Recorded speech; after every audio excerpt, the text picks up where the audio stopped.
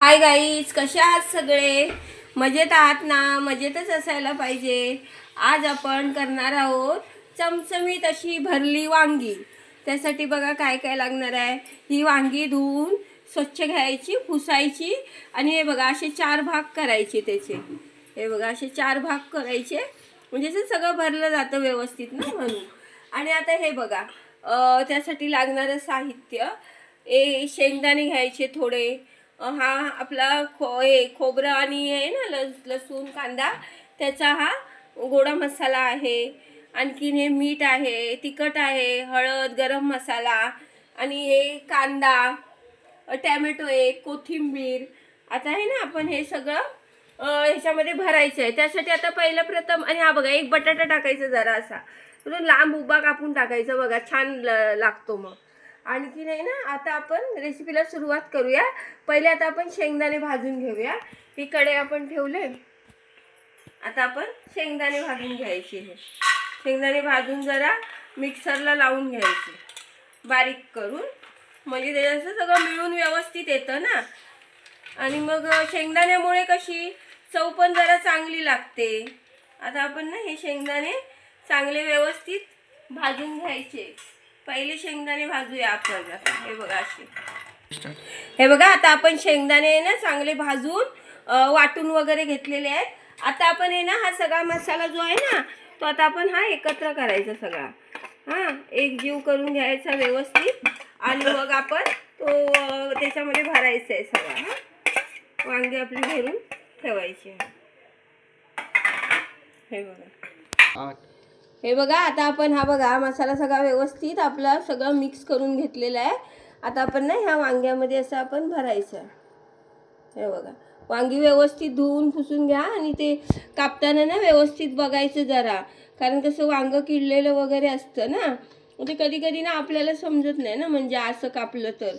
आपण भाजीसाठी कापतो तेव्हा कसं लगेच आपल्याला समजतं ना, वेगवेगळे तुकडे होतात ते, पण ह्याच्यात ना माहिती नाही पडत. म्हणूनच जरा आपण व्यवस्थित ते असं बघायचं आणि नंतर मग ते आपण हे करायचं, कापायचं, 4 भाग करायचे. हे बघा आता आपली वांगी चांगली ना गच्च व्यवस्थित अशी भरून घ्यायची, हा मसाला सगळा वांग्यामध्ये.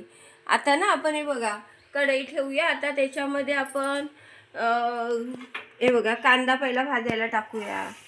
तेल चांगलं तापलं ना, हे बघा कांदा भाजायला टाकायचा. व्यवस्थित असा कांदा लाल होईपर्यंत भाजून घ्यायचा चांगला. हे बघा कांदा आता आपला चांगला व्यवस्थित लाल झालाय. आता थोडी कढीपत्त्याची 2-3 पानं टाकायची आणि तो पण चांगला हलवून घ्यायचा.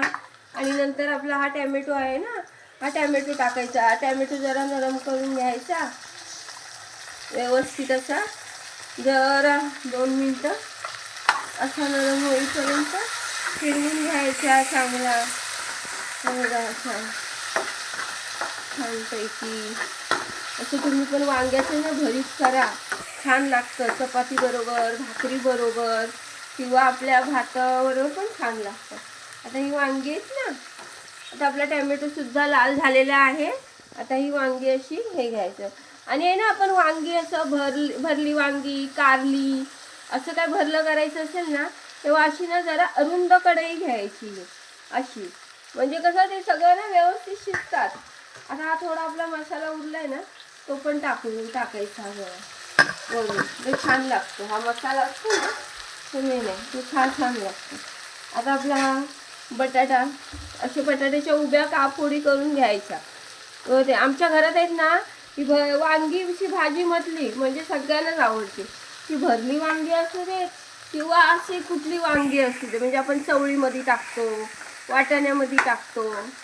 ते माझे सासरे आहेत ना, ते मला सारखे सांगतात की तू भरली वांगी कर, परत चवळीत आणि वांग कर. माझ्या हातचे ना हे सगळ्यांना आवडतं वांग्याचं भरीत. आता हे बघा, आता ही अशी जरा कोथिंबीर टाकायची व्यवस्थित, परत आपल्याला नंतर टाकायची शिजल्यावर. पण आता आणि हे बघा असं झाकण मारायचं आणि आता शिजण्यासाठी ठेवून द्यायचं. वाफेवरच शिजवायचं, आतमध्ये पाणी नाही टाकायचं. काय हे बघा आता आपलं वांग झालं की नाही ते बघायचं आपण. हे आपण ताटामध्ये पाणी ठेवलेलं, हे आता आपण उतरूया. हे बघा आता आपलं वांग चांगलं शिजलेलं आहे.